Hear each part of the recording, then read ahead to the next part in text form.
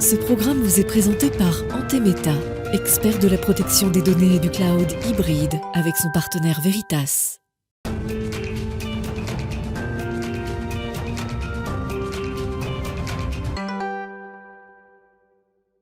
Bonjour à tous et bienvenue dans Smart Tech, le rendez-vous des nouvelles technologies de Bismart. Au sommaire de cette émission, on en parle régulièrement dans Smart Tech. Les femmes toujours aussi peu représentées dans le secteur de la tech. Moins d'un salarié sur 5 est une femme, selon une étude Global Contact. Alors comment féminiser le secteur? Recruter des programmatrices et développeuses n'est pas si simple. Encore faudrait-il les trouver, mais on peut aussi féminiser le secteur en recrutant des candidates à des postes clés et stratégique au sein des startups et des entreprises de la tech. C'est justement l'objectif que s'est fixé A Female Agency. Je reçois dans quelques instants la cofondatrice de cette agence de recrutement. Également dans cette émission, le numérique au service des urgences. Un service sur 5 est en danger de fermeture cet été, selon les chefs de service. Nombre de patients en constante augmentation ces 20 dernières années. Un personnel insuffisant et surtout à bout de souffle. Les technologies seraient-elles une des réponses pour améliorer le quotidien des soignants? Eh bien, réponse tout à l'heure. Et puis aujourd'hui, le rendez-vous, c'est humain. On parlera de souveraineté numérique avec David Lacomblède, président de la Villa Numéris. Et alors que le poste de Cédric O a disparu du nouveau gouvernement Macron, la compétence du numérique revient désormais à Bruno Le Maire. Et il n'est désormais plus question de transition, mais donc bien de souveraineté numérique. Mais tout de suite, je vous le disais, on passe à l'interview du jour.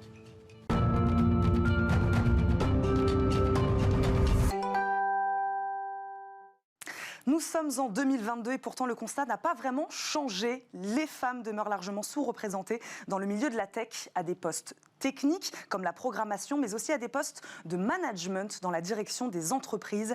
C'est cet objectif que s'est fixé justement l'agence de recrutement Female Agency, recruter des candidates à des postes clés dans les organisations.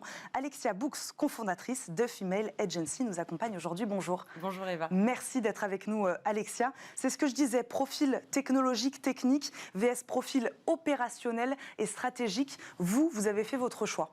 Oui, tout à fait. Alors, déjà, je précise quelque chose, c'est que le sujet commun, c'est quand même qu'il y a une complexité sur ces recrutements particuliers, que ce soit pour des raisons techniques ou pour des raisons de seniorité, de managériale notamment.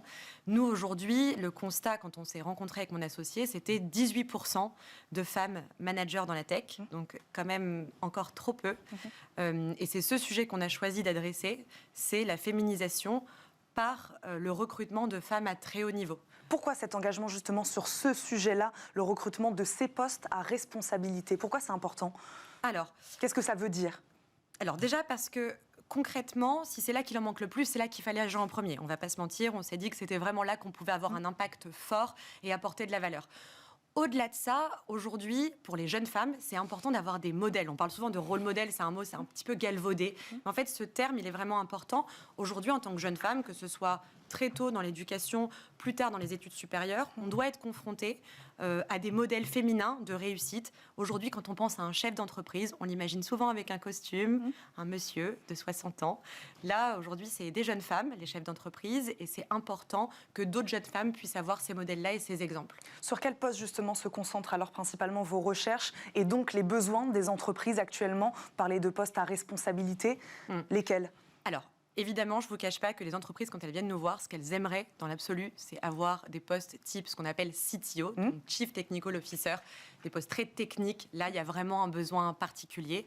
Nous, on adresse tous les métiers de la tech chez Female Agency. On est agnostique. Donc, on a autant des products, des profils très techniques, des marketing, des RH, des sales. Voilà, donc on adresse absolument tous les métiers. L'idée, c'est surtout derrière que les responsabilités, évidemment, soient élevées et qu'il y ait un niveau, encore une fois, de complexité. C'est des fonctions assez exécutives, assez hautes, entre 7 et 20 ans d'expérience plus tôt, sur lesquels il y a une complexité de recherche et donc moins de profils a priori visibles quand on recherche sur un réseau professionnel. Justement, sur cette question de profil, pour expliquer le faible nombre de femmes dans le secteur, on pointe souvent l'orientation, la formation. mais surtout pour les profils technologiques. Pour ces postes-là, des femmes, il y en a sur le marché du travail. Voilà, tout à l'heure, on parlait de programmation, développement. Là, on en cherche, mais sur ces postes-là, il y en a des femmes. Oui. Ouais, elles sont là. Elles sont là. Alors, les biais sont nombreux. On parle de l'éducation, évidemment, après les études supérieures.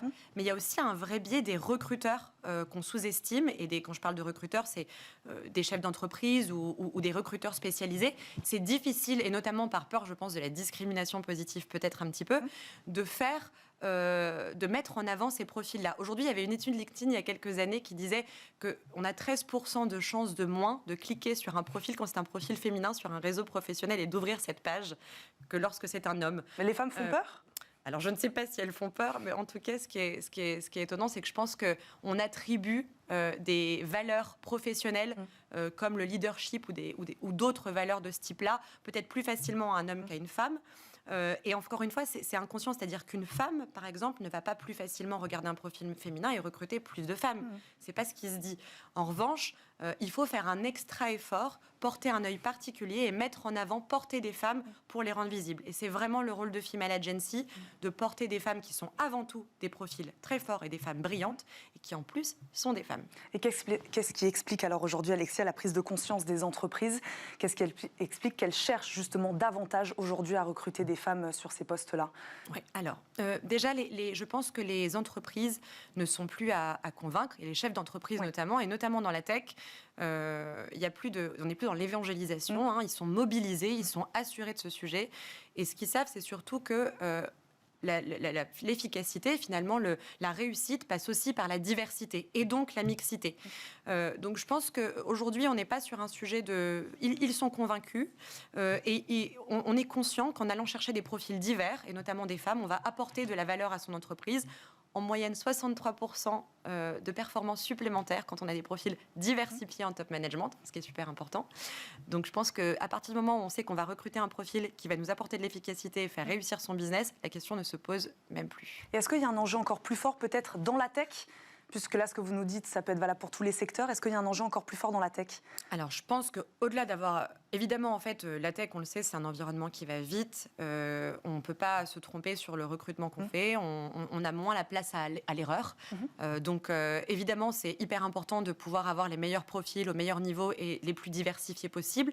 Après, ce qu'on remarque quand même, c'est que les grandes entreprises, elles ont quand même été, notamment par la pression législative comme Copé-Zimmermann, RIC-5, qui sont des lois assez fortes, des grandes entreprises, ont quand même été un petit peu précurseurs sur certains sujets, une certaine pression de la féminisation, notamment de l'écosystème, alors qu'en fait, c'est des grandes entreprises, c'est plutôt eux les bons élèves et qui donnent des exemples à la tech plutôt que le contraire. Donc comment ça marche alors ? Expliquez-nous aujourd'hui, c'est les entreprises donc, qui font appel à vous. Oui. Vous dites on a besoin de femmes à ces postes-là au sein de nos organisations. C'est comme ça que ça marche ? Oui, alors...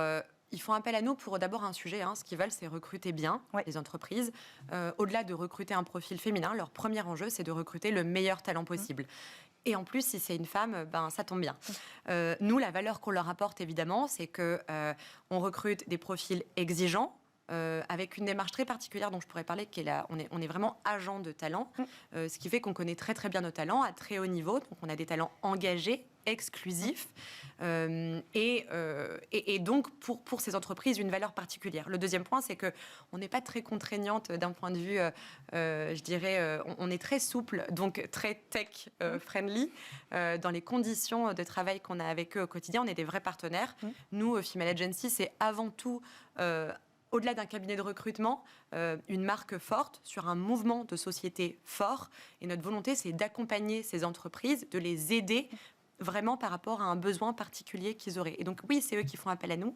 Et un point que je précise qui est important, c'est qu'on ne chasse pas nos clients, mais on ne chasse pas du tout nos candidates non plus. Et ça a vraiment une valeur. Mais c'est ce que vous disiez, votre agence propose, si j'ai bien compris, une espèce de suivi aussi des candidates recrutées. Je ne sais pas, c'est important de garder le lien avec ces femmes-là, de suivre leur carrière finalement aussi. Oui. Donc nous, en effet, aujourd'hui, on est agent de talent. C'est comme ça qu'on se présente. Agent de talent, aujourd'hui, ça veut dire quoi ? c'est qu'on ne travaille que par cooptation, recommandation, ou alors même les femmes qui font appel à nous de façon spontanée, on sait qu'elles sont cooptées, qu'elles ont aussi entendu parler de nous. La cooptation, aujourd'hui, on le sait, c'est le moyen de recruter le plus efficace parce qu'on connaît précisément les personnes avec lesquelles on travaille. Aujourd'hui, nous, nos talents, quand ils sont cooptés, ils ont besoin de se faire accompagner grandement. Ces femmes, elles sont aujourd'hui en recherche d'une relation non commerciale particulière avec un agent, parce que ce qu'elles ont comme sollicitation, c'est des chasseurs et des cabinets de recrutement qui vont les contacter sans vraiment les connaître, sans vraiment connaître le besoin de leurs clients, et de façon assez sauvage. Et donc nous, ce qu'on leur propose, c'est vraiment une valeur particulière en amont, pendant et après le recrutement.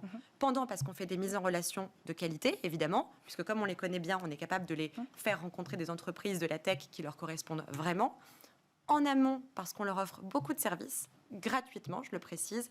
Donc on fait par exemple des ateliers sur apprendre à négocier son salaire, sa posture en entretien, qu'est-ce que ça veut dire des BSPCE. Donc même à ce niveau-là, 7 et 20 ans d'expérience, c'est pas trivial. On a besoin d'avoir ces informations et de les comprendre et de les reconnaître. C'est intéressant ce que vous dites, c'est de cette manière-là que vous vous engagez aujourd'hui sur la question des salaires dans le secteur. Vous les formez à mieux négocier, ou est-ce que vous aussi vous avez une part dans la négociation au moment où vous faites ce match entre la candidate et l'entreprise, puisque la question des salaires est aussi assez importante aujourd'hui. Les deux, en fait. Ouais. Oui, évidemment, on a un rôle d'éducation. C'est hyper important en amont d'éduquer les candidates, de les aider en leur notamment proposant des rendez-vous avec des experts assez solides, des ateliers avec des experts qui sont forts sur ces sujets, et donc de leur donner toutes les armes, non pas pour réussir sur un moment de leur carrière, mais pendant toute leur carrière, avoir quelque chose qu'elles emportent avec elles qui va leur permettre de réussir et de monter en puissance pendant toute la carrière. Le deuxième sujet, c'est que évidemment, nous, on a un impact en tant qu'agent, un rôle. On intervient notamment sur les négociations de salaire auprès de nos clients, et notamment en étant facilitateur. L'idée, c'est évidemment que la société puisse recruter la candidate à sa juste valeur, mais que la candidate soit aussi capable d'être à un fort niveau de responsabilité, à sa juste valeur, et pas sur un niveau de salaire moindre, et avec un écart moindre qui peut exister aujourd'hui dans cette société tech plutôt important. Il nous reste quelques secondes, je voudrais juste vous poser la question. Combien de matchs alors vous avez réalisé depuis la création de cette agence-là? Voilà, un ordre d'idée entre candidates et recruteurs. Alors, matchmaking, je vais peut-être pas vous donner ce chiffre-là, mais ce qui est important, c'est le nombre de peut-être donc des rôles qui sont à responsabilité head-off à C-level depuis le début de l'année. On a fait à peu près 20 recrutements à très haut niveau, ce qui, sur un cabinet de recrutement de ce type-là, et franchement, on est assez fiers de ça. Et sur des rôles assez variés et très intéressants. On est très fiers de nos recrutements. Merci beaucoup, Alessia. Merci d'être venue nous voir aujourd'hui, d'avoir parlé féminisation du secteur de la tech et nous avoir présenté votre modèle de E-Female Agency. Merci beaucoup d'être venue sur notre plateau. Les nouvelles technologies sauveront-elles les services d'urgence? On en parle tout de suite avec nos invités.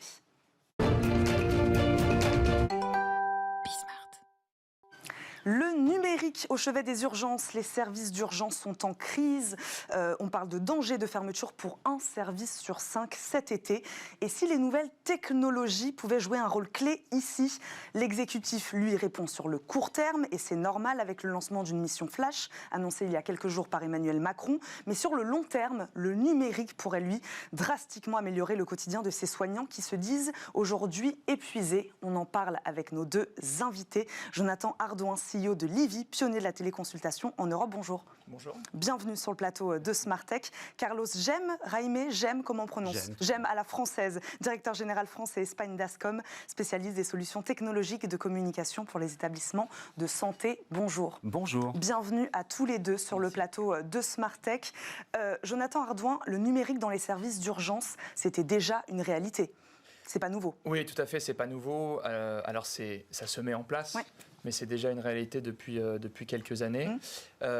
Et surtout, le numérique et notamment la téléconsultation, ce qui est notre activité principale chez Livy, en soutien des urgences et en désengorgement des urgences, c'est le projet depuis le départ et où on voit un réel impact. Par exemple, chez nos patients, il y a un patient sur 4 qui nous dit qu'il se serait rendu aux urgences s'il n'avait pas pu avoir accès aux services médicaux de Livy.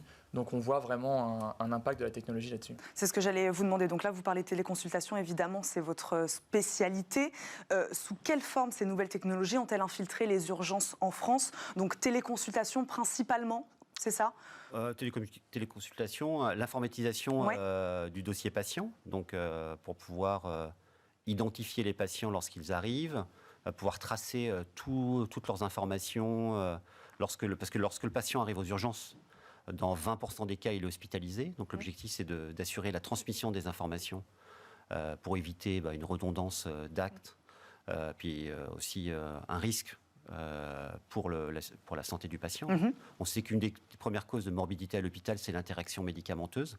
L'objectif, c'est d'avoir justement tout cet historique patient disponible pour les soignants, pour leur permettre de prendre la bonne décision. Voilà. Et également, lorsqu'on parle de technologie au service des urgences, c'est aussi des outils technologiques qui permettent aux patients de rentrer chez eux et d'être monitorés à domicile. On va en parler, puisque là, on a l'impression, donc, au service des patients, au service des soignants, on va en parler évidemment. Pour revenir sur ce contexte un peu particulier, évidemment, vous qui travaillez donc avec ces services publics, ces hôpitaux, comment la situation dans les urgences s'est-elle dégradée ces dernières années? Comment vous avez observé ça? On l'a observé de bien des manières, de la part des patients, d'une part. Donc, nos patients, encore une fois, Livy, c'est un service de santé, donc aujourd'hui, on a 500 médecins salariés de Livy qui vont téléconsulter essentiellement, mais aussi consulter dans nos cliniques auprès des patients. Le retour des patients, c'est que l'expérience d'urgence est de plus en plus difficile, les temps d'attente s'allongent, beaucoup de rapports le confirment, mais également de la part de médecins, puisque dans nos médecins salariés, on a aussi des médecins urgentistes qui se mettaient au 4-5e, au 3-5e, qui ne supportaient plus la charge mentale des urgences et retrouvent en Livy, en tant qu'employeur, un jour par semaine, une autre façon de travailler, plus de confort, qui permet de rééquilibrer leur vie professionnelle et donc leur vie personnelle. Mais comment vous l'expliquez ça? Évidemment, il y a eu la crise du Covid qui est passée par là, mais on parle d'augmentation ces 20 dernières années des consultations aux urgences. Comment on l'explique? En fait, pour plusieurs raisons. La première, donc il y a eu un doublement du nombre de passages aux urgences. Avant le Covid. Oui, c'est ça. Donc le Covid, finalement, les chiffres, parce qu'il y a à peu près 20 millions de passages, 21 millions de passages aux urgences. Le Covid, c'est 1 million. Donc il y a plusieurs raisons. La première, c'est qu'il y a une désertification médicale, c'est-à-dire qu'il y a de moins en moins de médecins. Donc pour compenser cette désertification médicale, les patients vont dans les services d'urgence pour être pris en charge. Donc ça, c'est la première raison. La deuxième raison, c'est aussi l'aspect économique. Donc il y a aussi un sujet économique. Les patients qui ne veulent pas avancer l'argent utilisent le service d'urgence comme un service quasi gratuit d'accès aux soins. Donc il y a vraiment... L'autre point, qui est un des points qui a été mis en évidence lors de la dernière mission Sénat sur ces urgences, c'est le développement de la médecine ambulatoire, de la chirurgie ambulatoire, où finalement on fait rentrer le patient, retourner le patient à domicile, et ces patients à domicile, lorsqu'ils sont confrontés à des soucis post-opératoires, reviennent dans les services d'urgence pour être pris en charge. Donc on a accéléré cette innovation et cette détermination de réduire le nombre d'hospitalisations pour augmenter l'activité ambulatoire, mais on a oublié de mettre entre le patient et les services d'urgence de la technologie, comme Livy, mais également de la technologie comme les technologies ASCOM qui permettent de monitorer le patient à domicile, de maintenir un lien entre l'hôpital et le patient sans être obligé de faire des allers-retours dans les services d'urgence. Je rebondis sur ce que vous dites, Jonathan Ardouin. Quand on pense à ces solutions, à ces nouvelles technologies, on pense à qui d'abord? Vous, Livy, vous avez pensé à qui? Vous avez pensé aux soignants? Vous avez pensé aux patients? On pense à qui d'abord? Alors, nous, en premier lieu, on a pensé aux patients qui étaient éloignés du soin. Et d'ailleurs, aujourd'hui, on parle des urgences, mais l'éloignement du soin, il peut toucher plein de dimensions différentes. Les déserts médicaux, vous en parliez, bien évidemment. Donc le numérique, les nouvelles technologies répondent à ça d'abord, c'est ça? Exactement. Elles ramènent ces populations-là qui ont été éloignées à un moment des services de santé à l'hôpital. Le numérique, notamment la téléconsultation, permet de prendre le temps médical où il se trouve et de l'amener là où il en est absent. Donc, les déserts médicaux, c'est une chose, mais aussi les patients éloignés du soin, par exemple, socialement. Dans nos patients, on a une surreprésentativité des patients qui sont éligibles à la complémentaire santé universelle. On a un tiers de nos patients qui sont dans les déserts médicaux. J'ai aussi parlé de nos patients qui auraient voulu se rendre aux urgences à la place parce qu'ils n'avaient pas le choix. Donc en fait, le numérique permet toujours d'aller apporter du soin plus facilement là où il n'est pas disponible physiquement. De la même manière, Carlos Gem, on pense à ces populations les plus précaires au moment où on construit des solutions technologiques au service des hôpitaux et des urgences. Oui, en fait, on prend en considération la situation spécifique d'un environnement. Là, on parle de désert médical avec des populations qui ont été abandonnées par le système de santé. Mais nous, on a un focus particulier sur le soignant. Oui. Notre objectif à nous, pour permettre aux patients d'être bien soignés, c'est d'avoir des soignants qui soient bien équipés et qui soient dans de bonnes dispositions aussi physiques, donc d'avoir accès à l'information de façon simple. En quoi consiste votre solution d'ailleurs? Expliquez-nous. Smart Central, je crois. Exactement. En fait, notre mission, c'est d'agréger toutes les informations disponibles numériques concernant un patient, de les orchestrer et de les diffuser aux soignants. C'est-à-dire pour permettre aux soignants d'avoir l'information nécessaire pour prendre la bonne décision. Tout à l'heure, je vous parlais de première cause de morbidité à l'hôpital, c'est l'interaction médicamenteuse. Donc ça, c'est un sujet. Lorsque vous avez un patient qui arrive à l'hôpital, dans le service d'urgence, un Alzheimer par exemple, qui n'est pas capable de dire le type de traitement qu'il a. Aujourd'hui, il faut que vous ayez accès à tout son historique de patient, tout son historique de médication, pour pouvoir lui prescrire un traitement. Sinon, vous êtes bloqué. Donc, lui permettre d'avoir la bonne information, et aussi, on le sait, que la charge administrative pour les soignants est quasi de 50%. Donc, si 50% de leur temps 50%. est consacré aux charges administratives, c'est ça? Oui, et ça a évolué, parce qu'il y a eu l'informatisation des établissements de santé, donc on en parle comme un progrès. Ça n'a pas été un progrès pour les soignants, ça a été un progrès dans tout ce qui est traçabilité et sécurité pour le patient, mais pour les soignants, c'est une charge supplémentaire. Donc nous, notre mission, c'est de faire en sorte que cette charge administrative baisse en leur mettant à disposition les informations là où ils sont. Et que ce soit pas en fait, que cette charge devienne un bénéfice et que tout l'investissement qui a été fait dans les outils numériques devienne un vrai outil d'aide au diagnostic. Quel retour d'expérience vous avez pour l'instant? De quelle manière cette solution-là améliorer le bien-être au quotidien de ces soignants-là?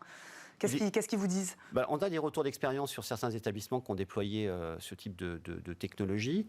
On réduit le bruit, parce que dans un environnement de soins critiques ou de réanimation, par patient, il y a environ 2000 alarmes par jour. Donc on réduit le bruit dans les services de 92%, ce qui permet aux soignants d'être moins stressés et aux patients de mieux récupérer. Et on réduit le nombre d'alarmes, parce qu'on met un peu d'intelligence dans le traitement des alarmes, on réduit le nombre d'alarmes de l'ordre de 50%. Donc moins de bruit, moins d'alarmes, un environnement plus apaisé, des soignants qui sont plus sereins et des patients qui sont plus tranquilles. Parce que quand vous avez une alarme, vous êtes alité, vous avez votre moniteur qui commence à biper, vous êtes en stress. Donc l'objectif, c'est vraiment d'amener de l'intelligence dans cette technologie. On a beaucoup parlé de technologie. Nous, notre objectif, c'est de mettre en œuvre de la technologie qui a du sens, des choses simples, mais qui permettent aux soignants de bien faire leur job. De la même manière, avec Livy, qui permet le désencombrement des urgences aujourd'hui, donc qui améliore là aussi le bien-être des soignants. Oui, exactement, qui améliore le bien-être des patients et des soignants. Et tout à fait. Et d'ailleurs, on a déjà commencé à discuter, à collaborer avec des services d'urgence. Et en fait, c'est tout ce lien entre hôpital d'un côté et médecine de ville de l'autre qu'il s'agit de construire aujourd'hui pour aussi contribuer à régler le problème des urgences et son engorgement. Un exemple, c'est d'être capable de mettre en place ce qu'on appelle des circuits courts digitaux dans les urgences. Donc vous vous rendez aux urgences et vous allez pouvoir faire un premier tri, non pas par les médecins sur place, mais par les médecins Livy en téléconsultation qui viendraient prêter main forte. Et donc là, en soi, c'est un confort supplémentaire, c'est un allié supplémentaire pour le médecin urgentiste qui est déjà débordé. De la même façon, aujourd'hui, Livy est en discussion avec des centres 15 pour être effecteur des centres 15. Donc aujourd'hui, vous êtes patient, vous appelez le centre 15. Il ne va pas forcément avoir de solution avec un médecin dans votre territoire pour vous envoyer et il va vous rediriger aux urgences. Et donc là, en fait, vous venez encore une fois prêter main forte au médecin hospitalier en apportant du temps médical pour aller aider des patients quand ils en ont besoin.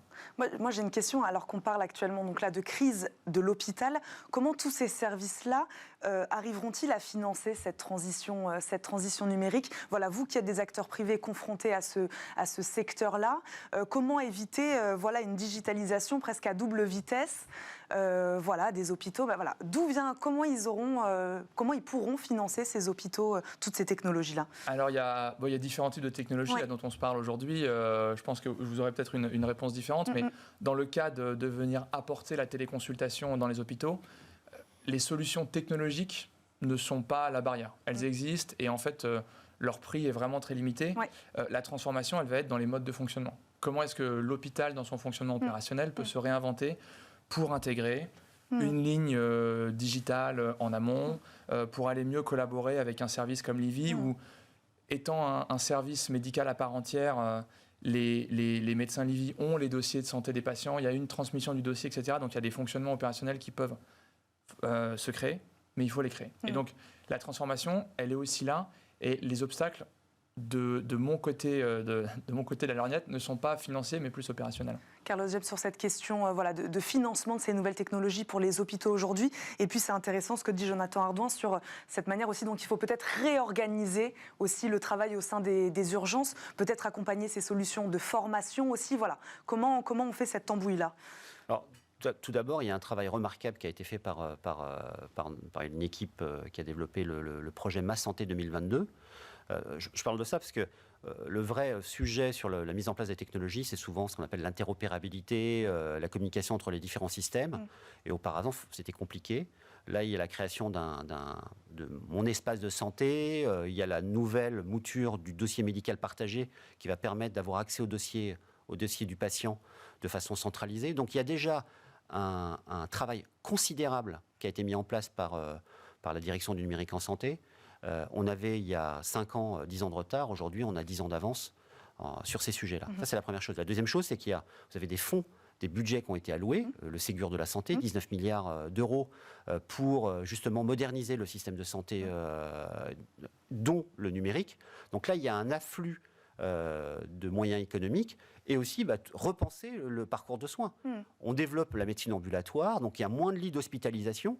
Ça veut dire qu'il faut accompagner les patients avant l'arrivée à l'hôpital et ensuite après la procédure à l'hôpital. Donc tout ça, c'est un écosystème et c'est des technologies qui doivent être mises en place et qui ne sont pas complètement aujourd'hui opérationnelles. La colonne vertébrale d'un système de soins moderne a été mis en place par la direction du numérique en santé. Il y a des fonds qui sont mis à disposition. Aujourd'hui, il faut dérouler ce qui a déjà été initié. Mais je ne crois pas aujourd'hui que le sujet soit un sujet économique. Il y a un sujet d'habitude dans la manière de prendre en charge le patient, puis un sujet de mise en œuvre, parce que c'est compliqué. La technologie, un hôpital, c'est compliqué, et la technologie à mettre en œuvre, c'est compliqué. Mais l'infrastructure et les guides, les guidelines du nouveau système de soins numérique en France sont déjà mis en place. Mais donc comment ça se passe? On travaille main dans la main, ça veut dire là quand on construit une solution technologique au service des urgences ou des hôpitaux, là c'est ce que vous nous dites, il y a des ajustements à faire, on va chercher leurs besoins, on leur demande quels sont vos besoins, comment ça marche là. On fait un audit. Ce qu'on peut, on fait un audit. En fait, ce que l'on fait nous, on agrège les bonnes pratiques des excellents des établissements de santé qui ont déjà déployé ce type de technologie. Et on fait bénéficier à nos clients de cette expérience. Donc, sur cette base-là, on fait un audit de l'existant, parce que l'objectif, c'est pas de tout refaire. L'objectif, c'est vraiment de prendre en considération l'existant et de faire des recommandations. Donc, étape par étape. C'est compliqué de tout transformer en une seule fois, mais on va dire, voilà, on fait des choses simples. L'objectif, c'est vraiment d'utiliser toute la technologie qui a été mise en place, de faire des ajustements vraiment minimes et de mettre au bout du bras du soignant toutes les informations disponibles dont il a besoin pour faire pour faire son job. Et donc c'est vraiment ça. Et ensuite, on monte dans les couches. Après, on met un peu d'intelligence artificielle.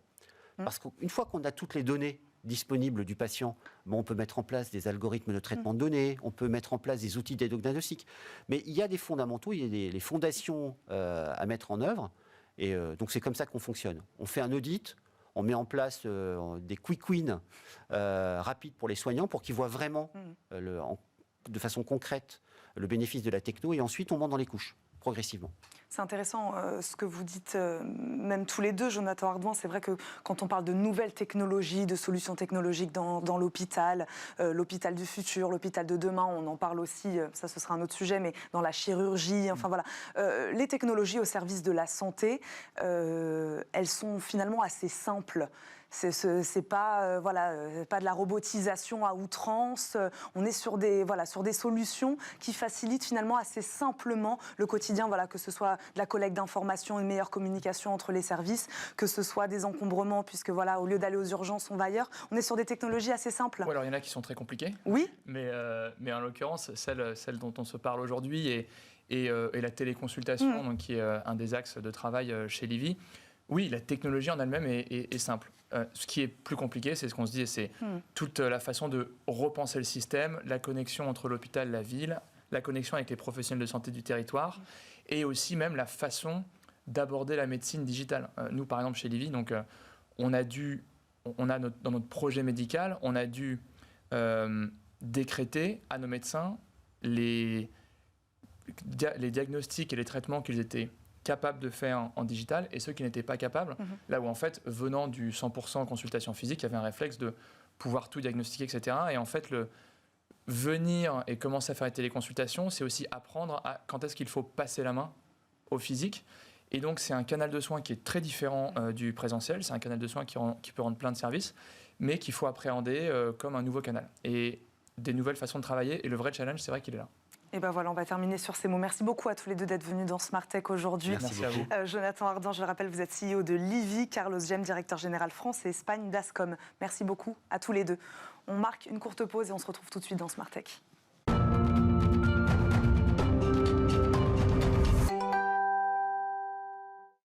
De retour dans Smart Tech, le rendez-vous aujourd'hui, c'est humain. On va parler, je vous le disais, de souveraineté numérique. Alors, je le disais là aussi en préambule de cette émission, que le ministre de l'économie est également celui de la souveraineté numérique.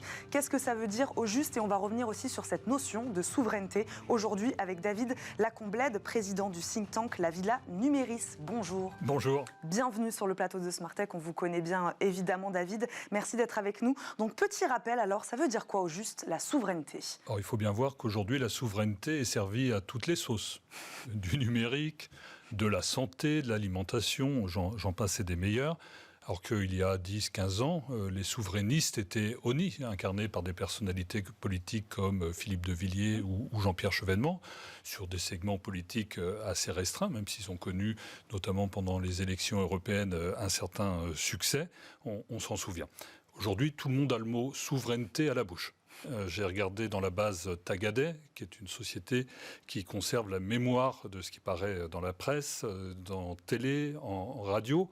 Le mot souveraineté a été prononcé 75 000 fois par vos confrères journalistes ou personnalités politiques invités en 2021. C'était 43 000 fois en 2020 et c'était 15 000 fois en 2011. Ça veut dire qu'en 10 ans, le mot souveraineté est cité 5 fois plus souvent et c'est très révélateur, effectivement, des débats que nous avons actuellement. Puis c'est un mot assez commode, c'est un mot valise, on y met un peu ce qu'on veut dedans. Certains parlent de repli sur soi, d'autres de protectionnisme, d'autres enfin d'indépendance.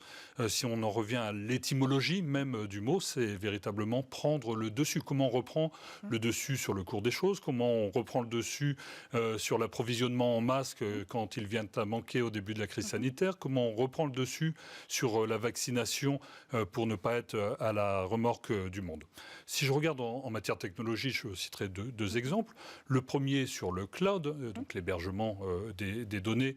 Et on voit bien qu'on est aujourd'hui dans un marché en Europe dominé par 3 acteurs américains, Google, Amazon et Microsoft, qui captent 2/3 du marché et d'un marché qui va être multiplié par 3 dans les 3 ans qui viennent. Et donc effectivement, il y a urgence pour l'Europe à réfléchir à des alternatives. Et l'autre exemple, c'est celui des puces électroniques. On a aujourd'hui une vraie pénurie de matières premières et en plus, ça coûte plus cher pour les faire venir en raison de la crise en Ukraine. Imaginez que demain, la Chine envahisse Taïwan, vous pouvez dire adieu à vos smartphones, ordinateurs et automobiles. automobile. Comment on regagne alors ces parts de marché qu'on a perdues pour retrouver cette indépendance ? Alors l'indépendance, ça s'affirme en faisant des choix. Parce qu'à vouloir être bon partout, on l'est nulle part. Je vous inviterai à lire un livre de Emmanuel Combe et Sarah Guillou qui s'appelle « Souveraineté économique » et qui décrit parfaitement ce qu'ils appellent un mythe du potager où on veut tout faire chez soi, tout seul. Là où au contraire, il faut s'assurer de la disponibilité des matières premières. En matière d'énergie, qu'est-ce qu'on fait ? Est-ce qu'on bâtit des centrales nucléaires pour passer le cap des 20 ans qui viennent ? En matière de télécom, est-ce qu'on envoie des satellites pour rivaliser avec Starlink d'Elon Musk, par exemple, sur des orbites basses et finalement avoir une couverture Wi-Fi de l'intégralité des territoires. Quand on parle de rupture technologique et d'accès, on y est. Et enfin, de cloud, est-ce qu'on se lance dans une course pour tenter de rattraper un retard dont on voit bien qu'il va être difficile, ou au contraire, est-ce qu'on invente autre chose ? C'est toute l'ambition d'un projet comme Gaia X, par exemple. Mais on voit bien qu'en citant ces quelques exemples et projets, ça va demander du temps, de l'énergie, une certaine forme d'audace et de courage et des budgets. Donc David, il faut renoncer, selon vous, à certains domaines, certains secteurs ? Non, faire des choix, c'est déjà faire le choix de ce qui nous est précieux et vital. Pour ne pas se retrouver effectivement dans des situations de dépendance forte en cas de crise sanitaire ou de guerre. Et on a vécu tout ça ces derniers mois. Et au contraire de construire des cathédrales numériques, dont on sait bien quand elles commencent et rarement quand elles finissent, surtout en matière technologique, où la technologie va tellement plus vite que les idées qu'on pouvait en avoir, que le bon chemin est sûrement de construire des clés de voûte. Et sans cette clé de voûte, rien n'est possible. Et la clé de voûte pour un continent comme le nôtre, c'est d'affirmer nos valeurs de dignité humaine, de respect de la propriété ou de la vie privée, par exemple. Qui dit souverain sous-entend frontière. David, à quel niveau doit-elle s'appliquer ? C'est vrai qu'on est dans un paradoxe, puisque par nature, le numérique n'a pas de frontières. En matière de business et d'économie, le bon niveau, c'est certainement celui de l'Europe. 750 millions d'habitants, 750 millions de consommateurs, qui permettent de rivaliser avec deux continents numériques efficients, que sont les États-Unis d'Amérique d'un côté, la Chine, Asie-Pacifique, de l'autre. Ça donne aussi un pouvoir de négocier, et on l'a vu, même quand on n'avait pas de masque ou de Doliprane, on a pu avoir cette négociation et réimplanter sur notre territoire. C'est sûrement aussi le bon niveau pour la technologie. Pour construire de l'intelligence artificielle, il faut effectivement un besoin de données et un bon bassin. L'Europe fait face. Mais on est dans un paradoxe où les citoyens, eux, ont plutôt tendance à se replier sur eux, à rester chez eux, à ne jurer que par le local. Ces loisirs, c'est chez soi. On l'a vu la dernière fois, les cinémas sont en baisse de 25% de leur audience. On travaille de plus en plus chez soi. Et donc, il y a cette difficulté pour les pouvoirs publics d'ajuster la bonne focale et certainement d'être dans une géométrie variable et de prendre les décisions au plus proche. On va s'arrêter sur ces mots. Merci beaucoup David Lacombe d'être venu nous voir aujourd'hui encore dans Smart Tech et d'avoir discuté avec nous de souveraineté numérique. Je rappelle, vous êtes président de la Villa Numéris. Merci beaucoup d'être venu sur ce plateau. Merci à vous de nous avoir suivis. Demain, vous retrouverez Delphine Sabatier à la présentation de ce rendez-vous. Très bonne journée à tous sur Bismart. Ciao.